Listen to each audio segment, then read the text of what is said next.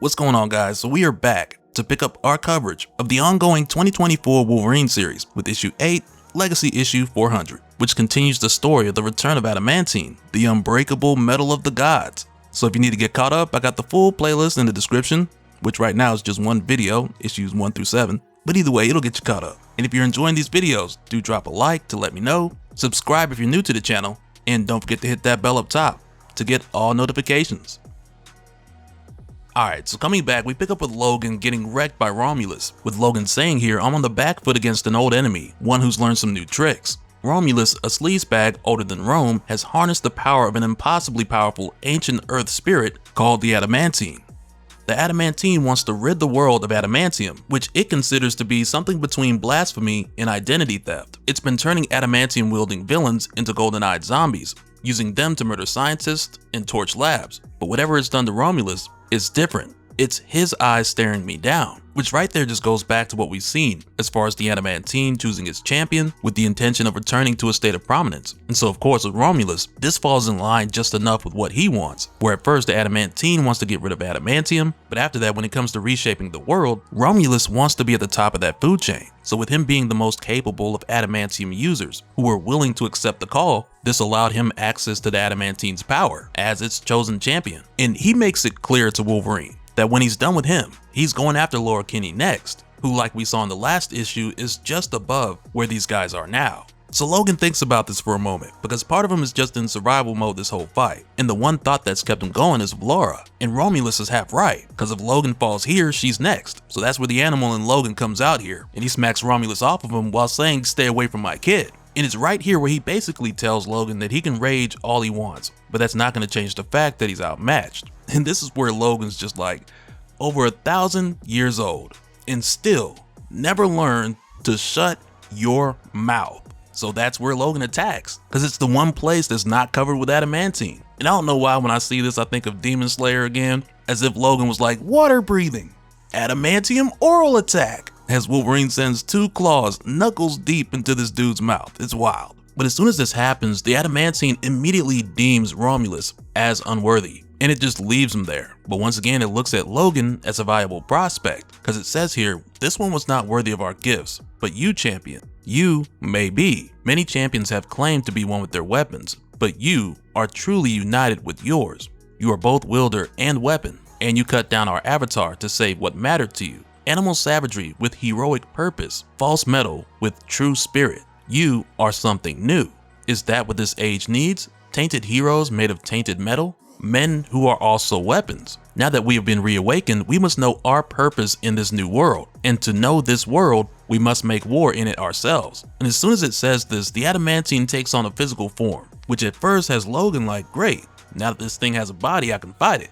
Though I'm not really sure how Logan figured this fight would go any different, because it's not like he could cut through this substance before. But as it turns out, the adamantine doesn't even want to take this route. Not yet at least, because it tells him our contest will come soon enough. But not this day. First, we must learn the truths of this new age, what it is to live in it, what it is to kill in it. Then, champion, we will return to finish this. So as a result, this whole adamantine thing is put on pause for the foreseeable future. And after that, when Logan climbs back up to the surface, which isn't as far as he thought it would be, and mainly because the adamantine had him thinking he was at the center of the earth. But now that he's back up on the surface, Laura's okay, Cyber and the others are back to normal, but as they get each other caught up on what happened on each end, at first Laura's like, we need to go after the adamantine. And Logan agrees, but he tells her that that's something they can't do right now, with the both of them being on their last legs. And what they're up against is more than just some guy in a suit, it's a force of nature. So he tells her for now they'll just help the survivors, but as far as figuring out what to do about the adamantine, Logan needs some time to think about it, because for the past few months he's only been reacting to what's going on. So now he's got to remind himself what it's like to actually plan his next move. But unfortunately, it's going to be a little longer than he expected before he gets to do that, because not long after they get back outside and they get caught up with Nightcrawler and Leonard the Wendigo,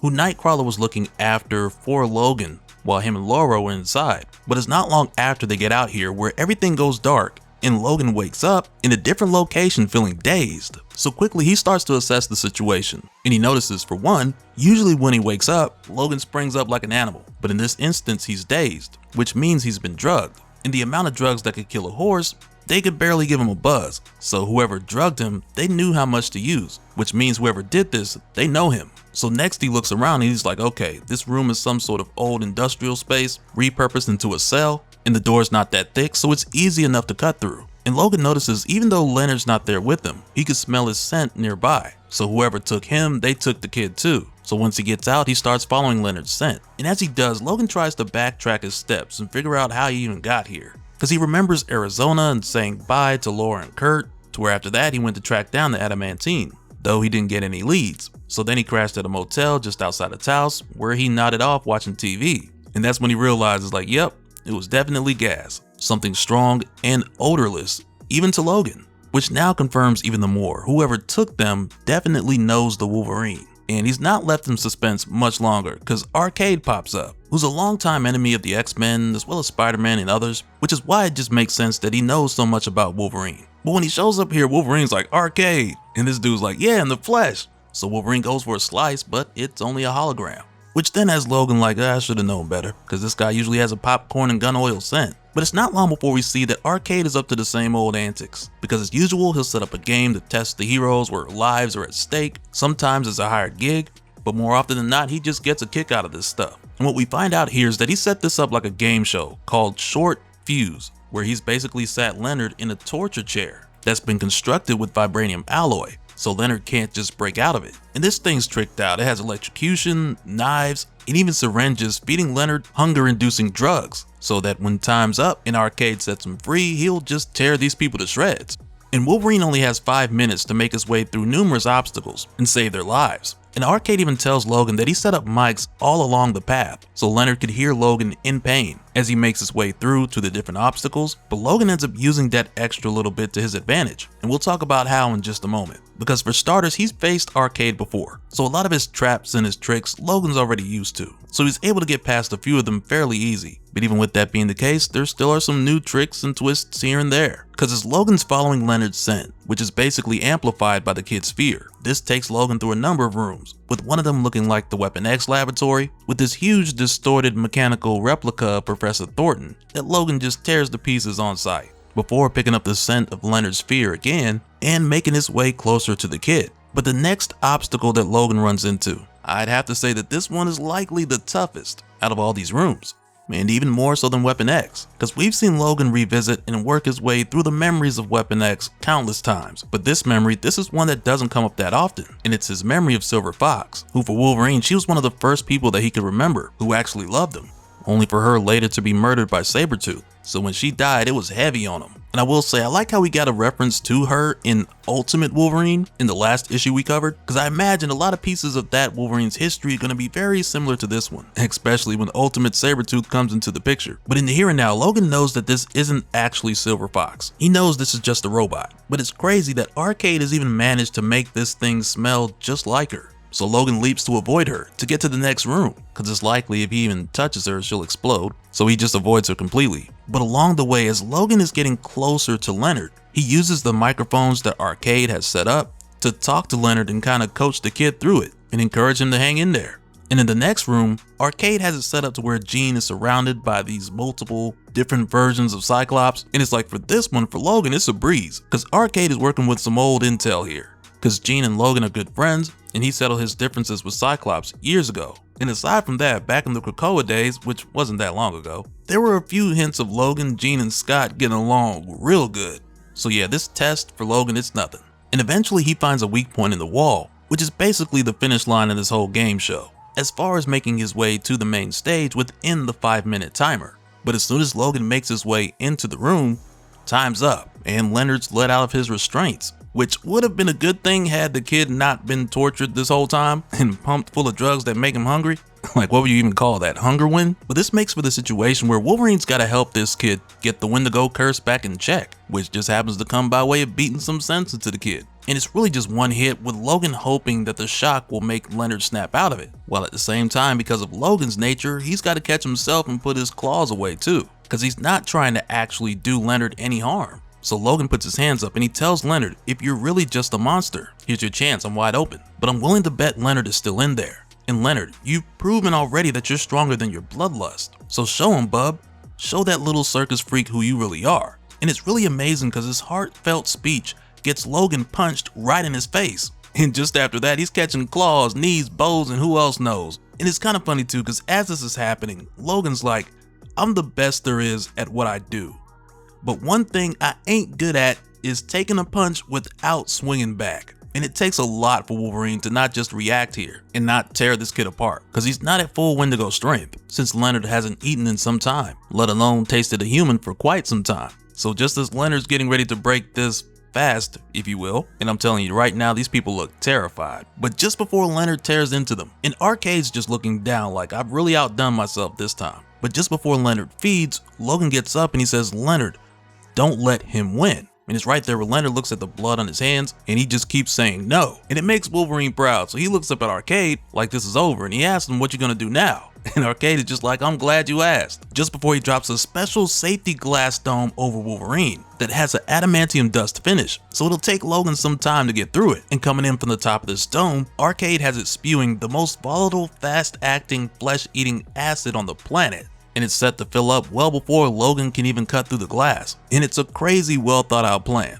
And I imagine that adamantium safety glass was really expensive, because apparently that's the only glass around here that's hard to break. And to be fair, Arcade, he didn't expect Leonard to make it all the way up here. And he admits that's why he used all the adamantium dust on Wolverine. And I tell you man, Leonard does not waste any time on Arcade before he's in there and chomping down on dude's shoulder. And out of desperation, Arcade asks Leonard if he's gonna stay here or go down there and help his friend. Because even right now, Wolverine knows that he's in a situation where he needs a hammer, not a knife. And right now, he's got acid up to his knees, eating his skin away, taking the meat off the bone, and in less than a minute, it'll be dissolving all of his flesh and his organs. And that'll be it for him. But fortunately, Leonard comes through, and he doesn't leave Logan waiting too long. So he starts punching in the same spot that Wolverine was scratching, and together they're able to break the glass, which is shortly after followed by all the acid pouring out on top of him.